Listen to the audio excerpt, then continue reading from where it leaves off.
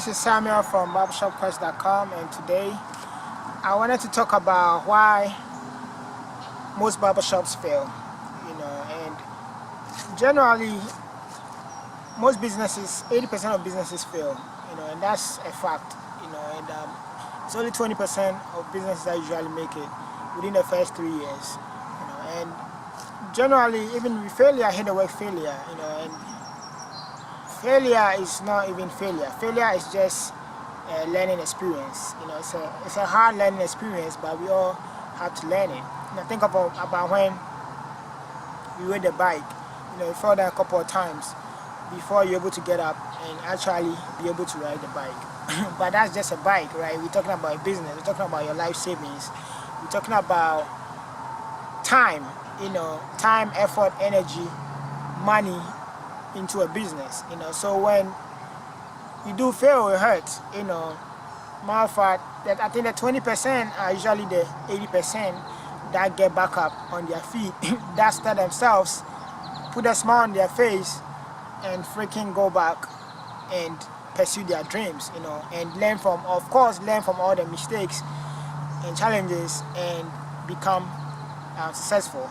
And of course, that makes you tougher and that makes you stronger. So today I wanted to go over about 4 or 5 reasons why most barbershops fail, or most businesses fail, and also use my own experiences and my own example, and also to give you an idea, and also to get you prepared. That's actually the main purpose of the video, is to get you prepared for this venture that you're about to start. Whether you're a barber, whether you are going to be a barbershop owner, more specifically, this is why I made this video. The first main reason why most barbershops fail is due to the location. The location is so huge.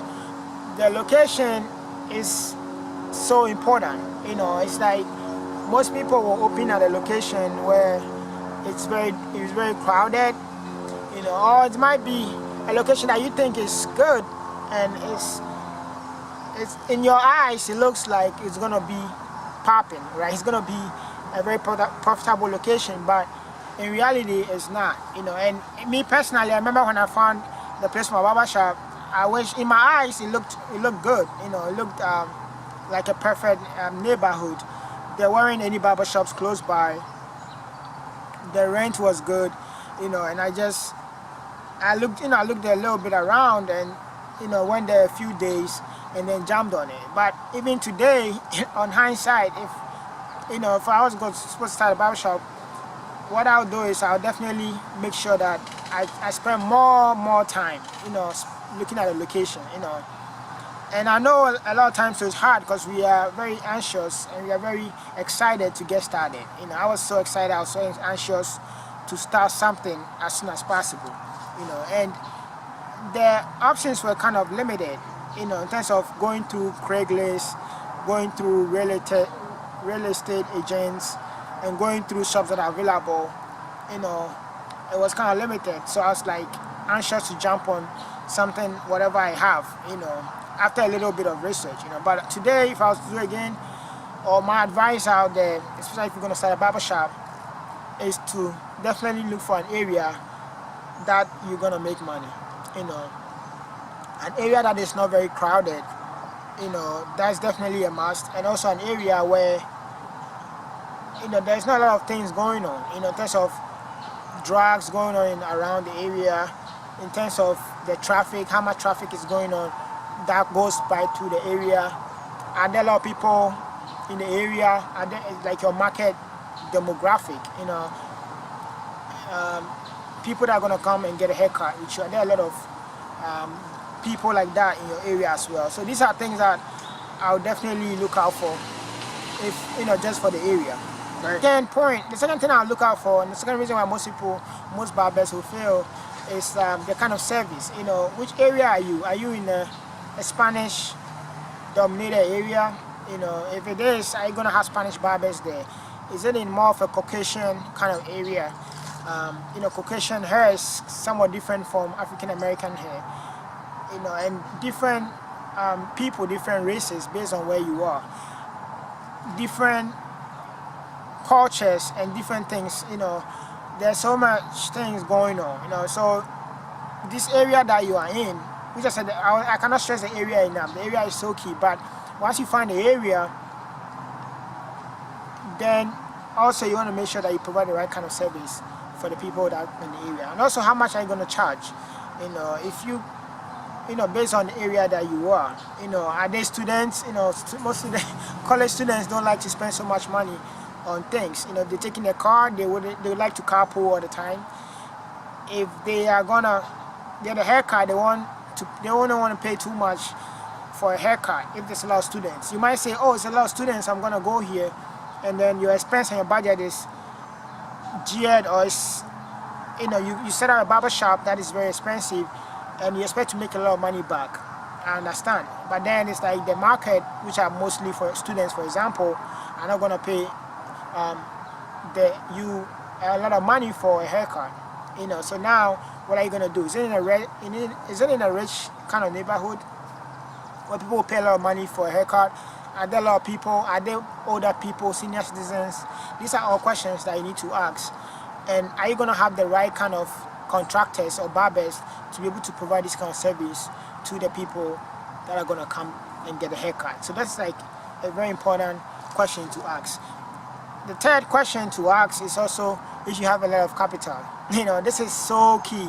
And it's, matter of fact, it should be the second question you should ask yourself, because it's so important. Do you have enough capital? Do you have enough gas, cash to take you through the first 3 years? Worst case scenario, the first 6 months. If nothing comes in, if not even a fly shows up in the barbershop, are you going to have enough money to be able to hold you down, to be able to pay for your bills, your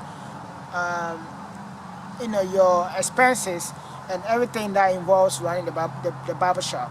And most of the times it's not that you're a bad businessman, or because you do not have the right skills to run a business. It's that most business people, entrepreneurs, don't have enough money, enough gas to propel the rocket, which is their business, into space. And a lot of times, during the point where it's about to break through, that's when there is no money. Trust me, business is hard. And sometimes it's gonna be very slow at first. And so you gotta be prepared. So do you have enough capital? And I made a video on this on my channel. My other channel, Samuel Armour.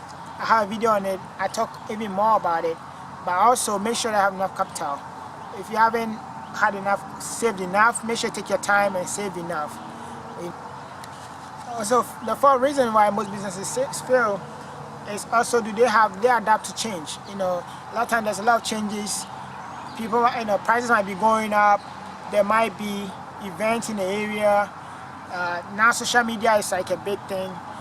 I know a few years down the line, most people are going to be getting or setting up appointments through their app system or through the phone. And this is something. Are you prepared to change when things change?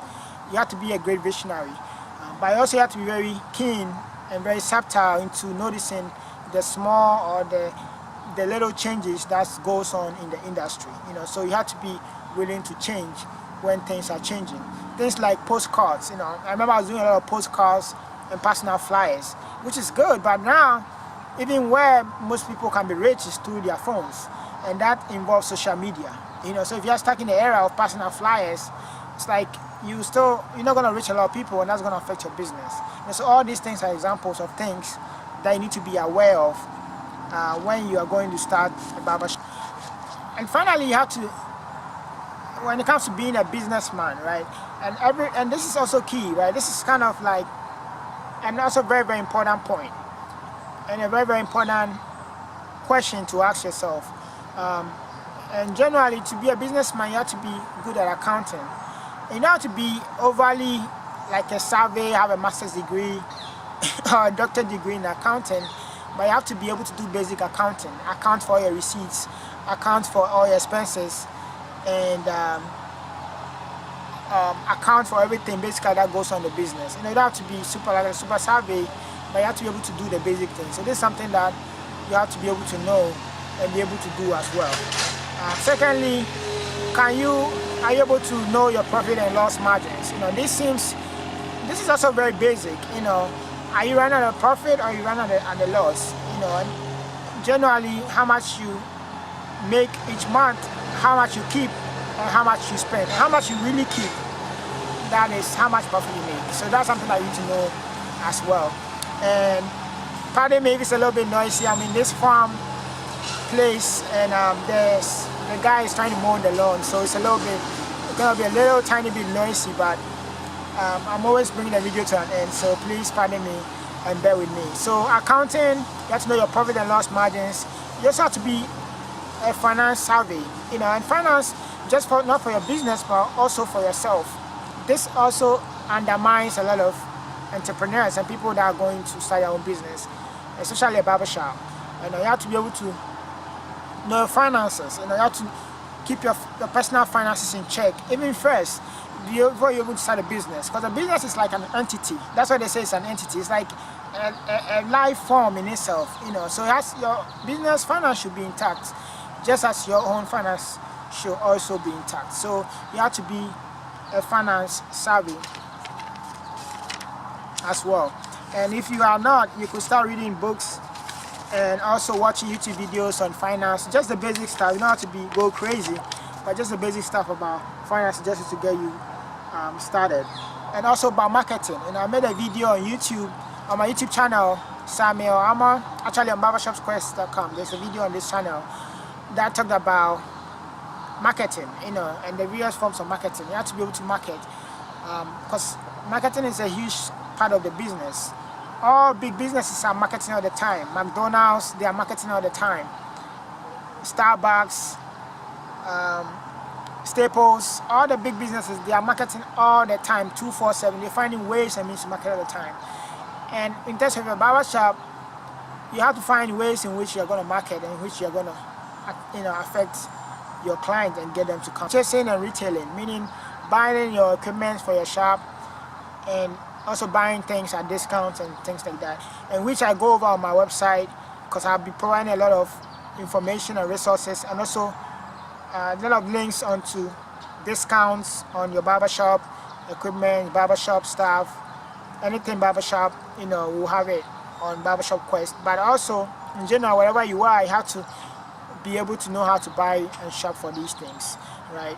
So I know I went over different things, but these factors will play a huge role in determining whether you're going to be successful in the barbershop industry and not fail. Because these are some of the top reasons why most barbershops and most entrepreneurs or most business people fail, because of these reasons, because they were not knowledgeable enough in these areas.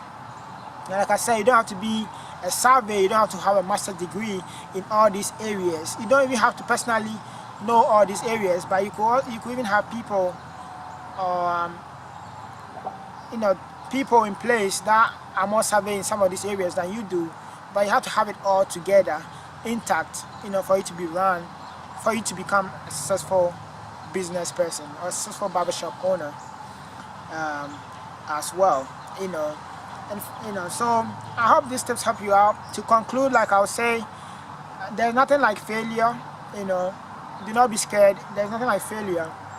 The possibility is very high, but I mean, if you with enough preparation, you're gonna be successful. And to leave you with this, the final notice, it's not like a football team or playing a football game, right? And I know in sports, both of the teams have their drills.